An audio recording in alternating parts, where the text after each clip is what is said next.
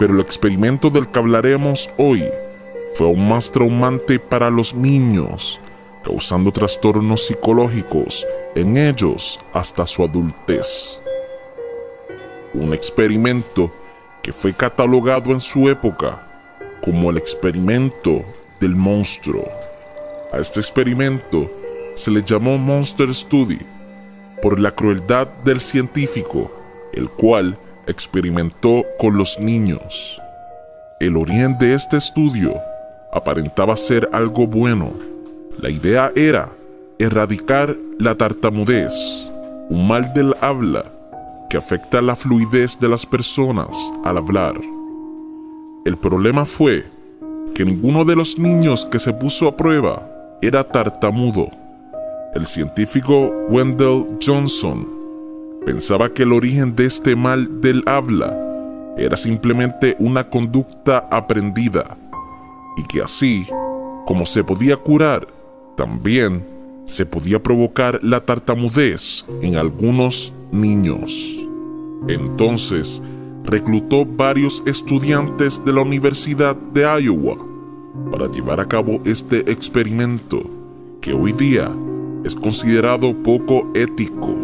Tomaron 22 niños para este experimento, de los cuales no necesitaron ningún permiso de sus padres, pues todos eran niños huérfanos. Separaron al grupo en dos: 11 niños que se les premiaría al hablar de una forma fluida y correcta, con halagos e incluso premios.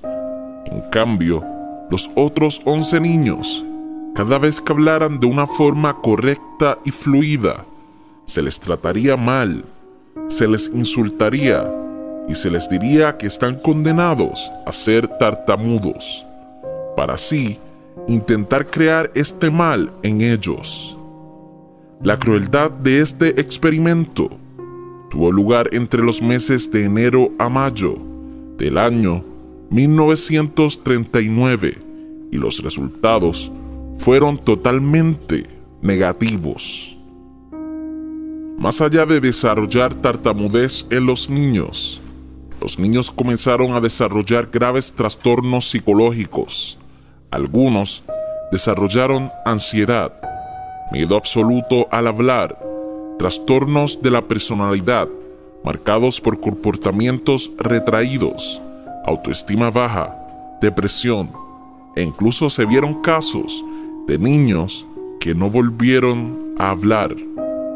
Males, los cuales le siguieron toda su vida a estos niños que fueron sujetos del experimento. Mi nombre es Silvana Barragán, soy psicóloga infantil. Hice el análisis sobre dos casos controversiales en la historia de la investigación de la psiquis humana. Existieron dos casos en los que se experimentó con menores. En el primero se lo hizo con un bebé de 9 meses llamado Albert. John Watson y Rosalia Reiner fueron los experimentadores en 1920. Su objetivo era responder las siguientes preguntas. ¿Puede condicionarse a un niño para que tema un animal que aparece simultáneamente con un ruido fuerte? ¿Se transferiría tal miedo a otros animales u objetos inanimados? ¿Cuánto persistiría tal miedo? Se aplicó la técnica terapia de conducta. El experimento duró más de 3 meses. Se usó una rata blanca, conejo, perro, mono, algodón, máscaras con y sin pelo, y además periódicos quemados.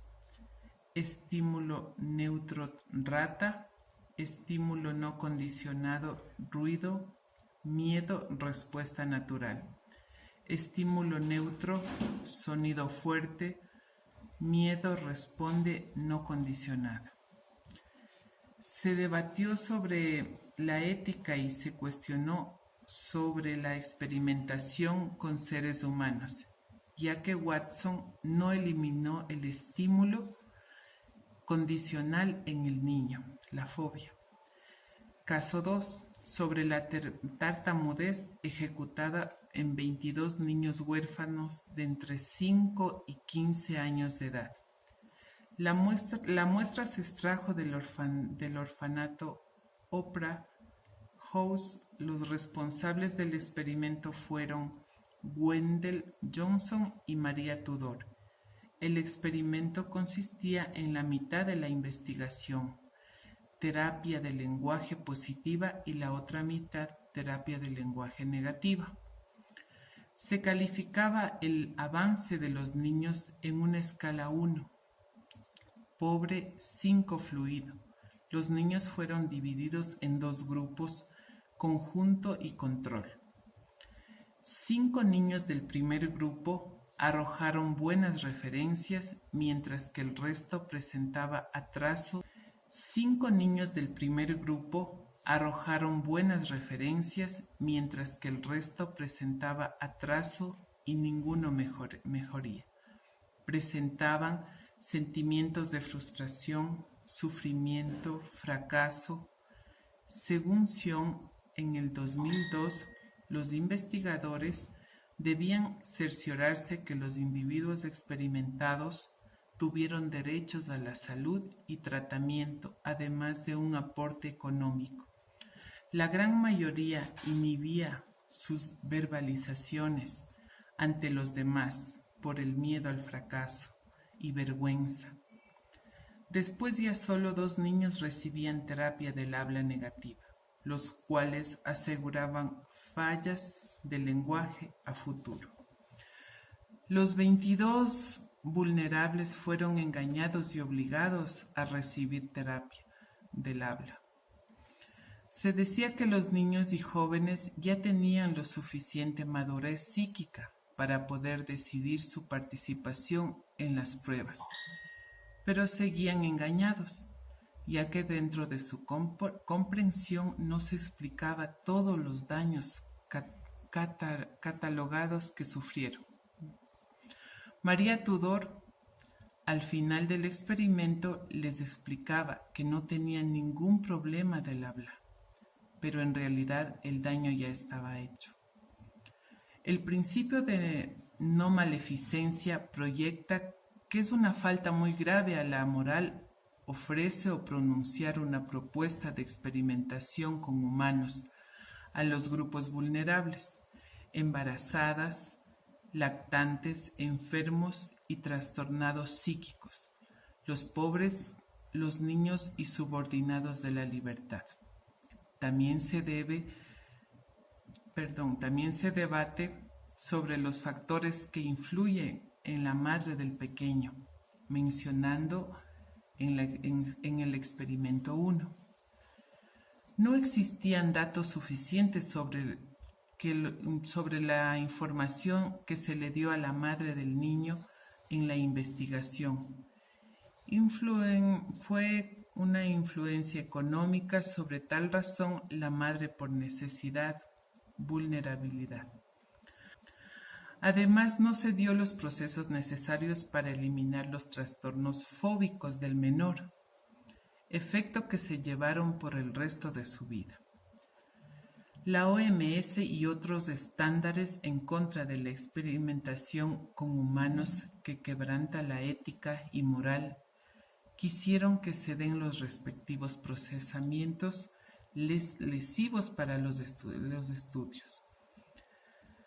Pero existió una contradicción muy grande, ya que en la época que se realizó las pruebas no existían comités que prioricen la ética y para salvaguardar la salud de los pacientes.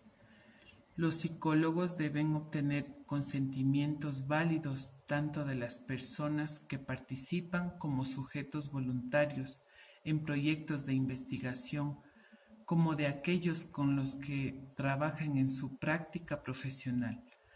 La responsabilidad del psicólogo encargado no puede ser delegable.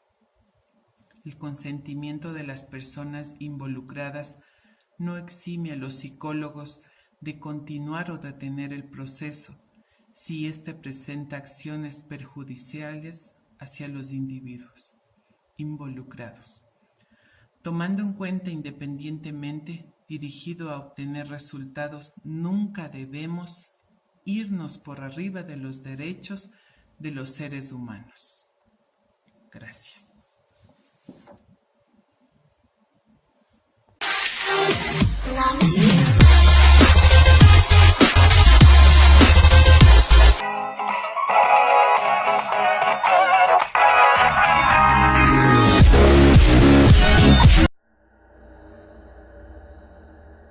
En el caso Monstruo, las normas éticas fueron violentadas, es decir, se aprovecharon de los niños huérfanos, causando un trauma que marcaron para toda su vida.